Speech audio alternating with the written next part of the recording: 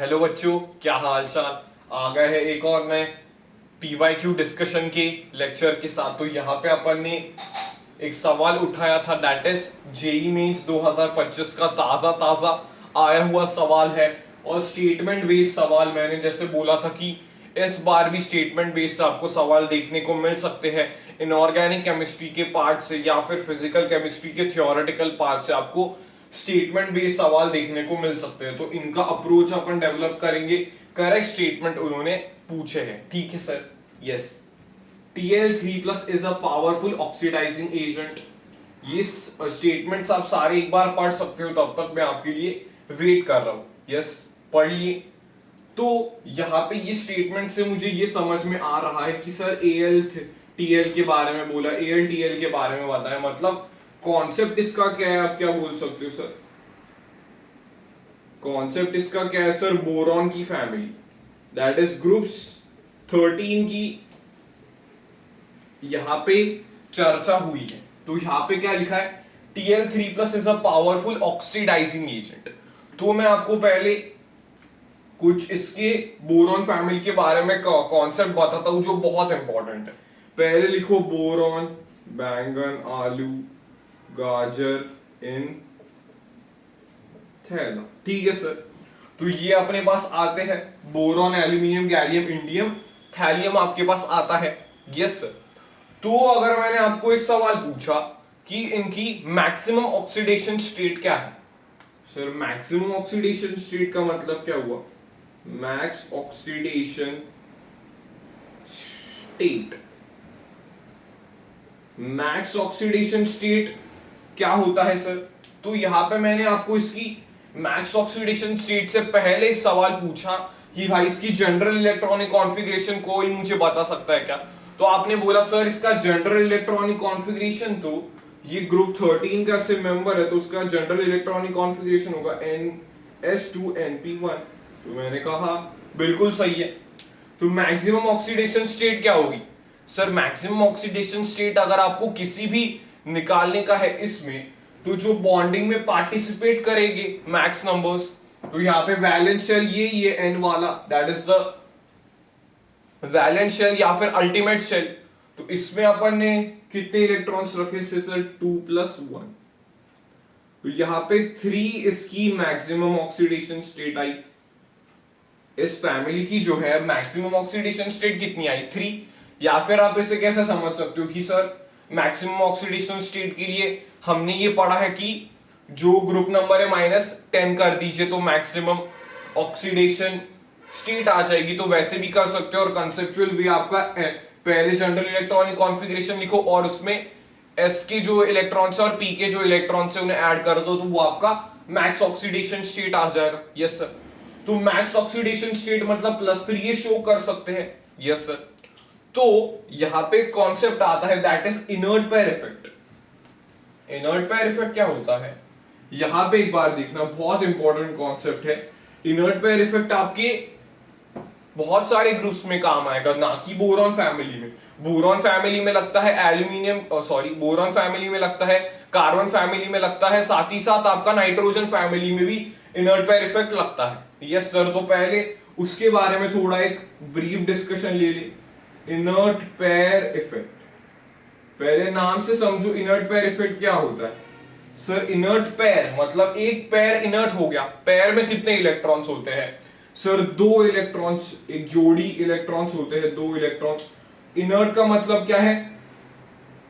Bonding में वो participate नहीं कर रहे। इनर्ट का मतलब क्या है? बॉन्डिंग में वो पार्टिसिपेट नहीं कर रहे। तो एक पेयर जो है वो बॉन्डिंग में पार्टिसिपेट नहीं कर रहा। ये तो नाम की वजह से समझ में आता है, लेकिन एक्चुअली इसकी डेफिनेशन क्या है? इन हेवियर मेंबर्स, जो पी ब्लॉक्स के हेवियर मेंबर होते हैं, इन heavier members due to involvement of D and F electrons, the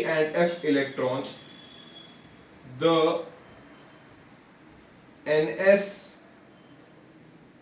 electrons become inert or don't take part in bonding।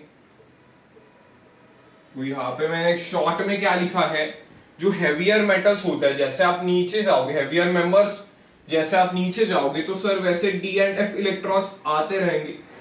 तो उसके वजह से क्या होगा, उसका एक प्रॉपर रीजन होता है, डी एंड एफ इलेक्ट्रॉन्स मेरे पास आए यहां पे, तो इसके वजह से क्या होगा, जो आपका स्क्रीनिंग है, स्क्रीनिंग या फिर शील्डिंग इफेक्ट डी और एफ इलेक्ट्रॉन्स के क्या होता है, कम होता है।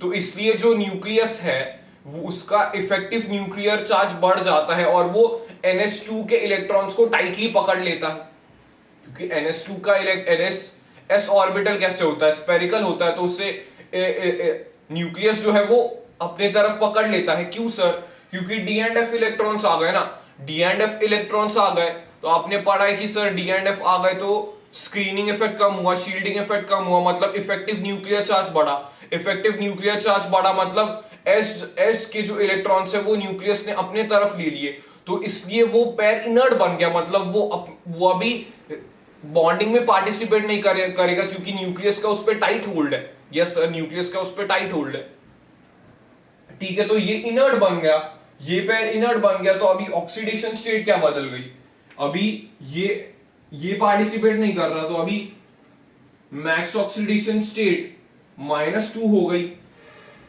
यस और नो, मैक्स ऑक्सीडेशन स्टेट -2, क्योंकि NS2 वाले इलेक्ट्रॉन्स तो रिएक्ट ही नहीं कर रहे, मतलब बॉन्डिंग में पार्टिसिपेट ही नहीं कर रहे, तो यहां पे इसकी ऑक्सीडेशन स्टेट क्या हो जाएगी, फिर इसकी ऑक्सीडेशन स्टेट हो जाएगी 1। जो नीचे जाने वालों में 1 जो ऑक्सीडेशन स्टेट होती है वो ज्यादा स्टेबल होती है। उसका रीजन क्या है सर, इनर्ट पेयर इफेक्ट, क्योंकि नीचे जाते वक्त डी एंड एफ इलेक्ट्रॉन्स के इन्वॉल्वमेंट आते हैं, इसलिए NS जो अपने इलेक्ट्रॉन्स है वो इनर्ट बन जाते हैं। इसकी वजह से जो 1+1 ऑक्सीडेशन स्टेट है वो लोअर मेंबर्स के लिए ज्यादा स्टेबल होती है, वैसे अपन लिख सकते हैं। यस सर, ठीक है सर, इस केस में अपने को ये समझ में आ गया। तो यहां पे सर क्या होगा, यहां पे क्या होगा कि जैसे आप नीचे जाओगे वैसे आप क्या लिख सकते हो, stability of +3 oxidation state decreases. जैसे आप नीचे जाओगे वैसे stability of +3 oxidation state decrease होगी, और यहां पे जैसे आप नीचे जाओगे वैसे उल्टा पॉइंट आप इनर्ट पेयर इफेक्ट की वजह से क्या लिख सकते हो, stability of +1 oxidation state increases.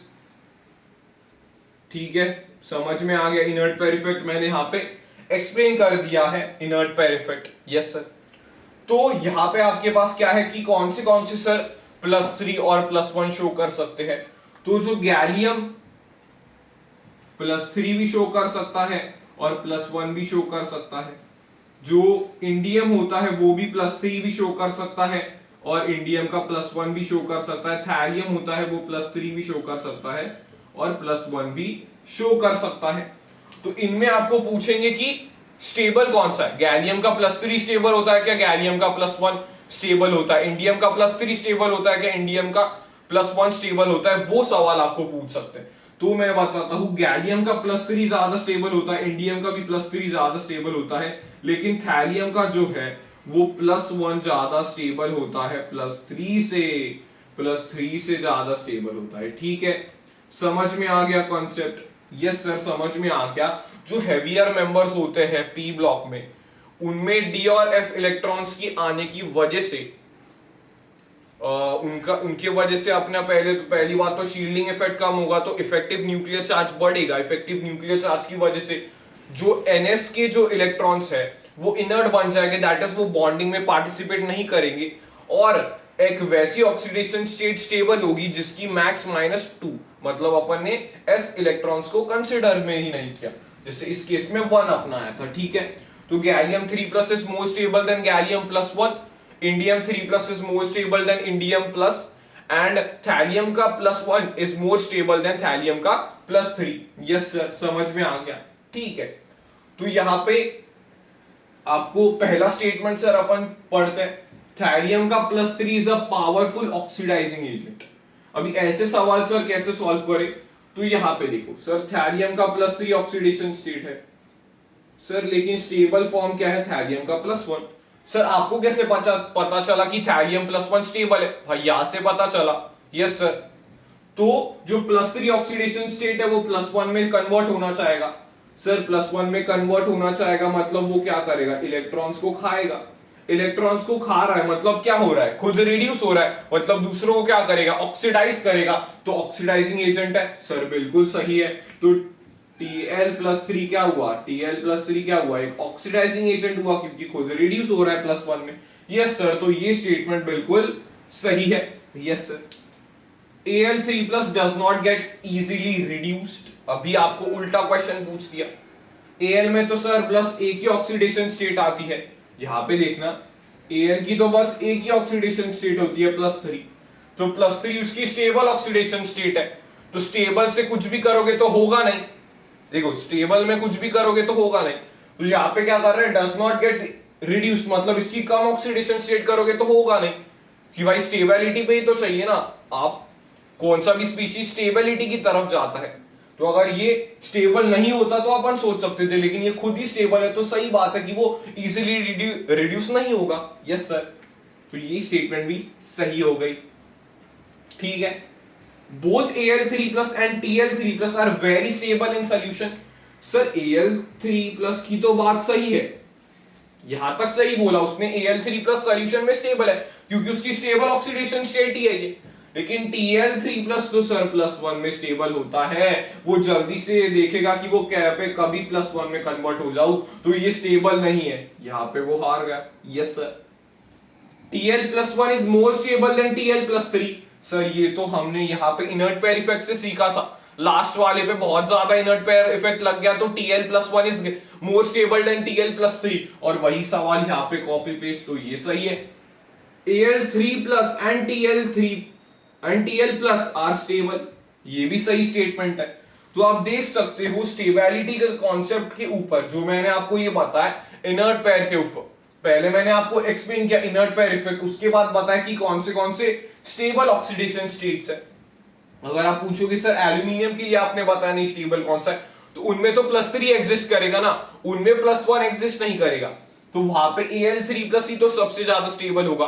तो वैसे तो जो मैंने यहाँ पे आपको बताया वही सिमिलर टाइप के सवाल आपको ऊपर देखने को मिले, मतलब कॉन्सेप्ट अगर आपका तगड़ा है तो सवाल आप इजीली बना पाओगे। यस सर, ठीक है, तो मार्क कर दूं यहाँ पे ऑप्शन, तो सी को छोड़ के बाकी सब सही है, that is A B D E, A B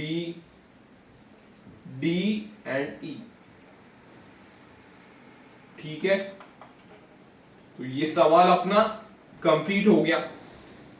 आप इसे एक बार सवाल को देखिए ध्यान से, क्या ऑप्शंस वगैरह आपने सही मैच किए थे।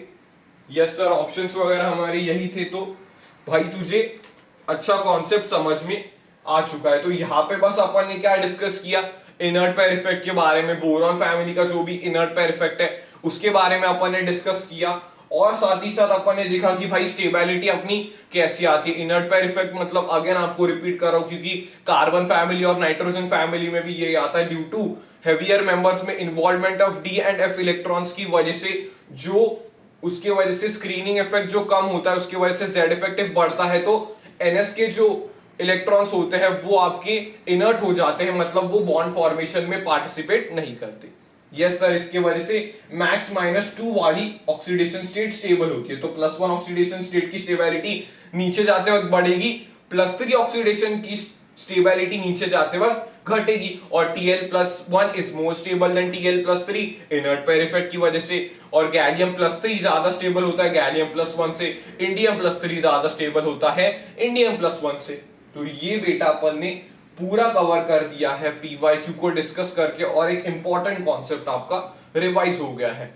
I hope you enjoyed this video, और आपका सवाल सही हो गया होगा तो थम्स अप करके लिखना, और आपको अगर एक्सप्लेनेशन पसंद आया तो आप लिख सकते हो सर क्वेश्चन हमारा यहां तक करेक्ट हुआ था लेकिन एक्सप्लेनेशन पूरा क्लियर है। ठीक है, तो for more such amazing content stay tuned and subscribe for more such content. तब तक के लिए टेक केयर, बाय.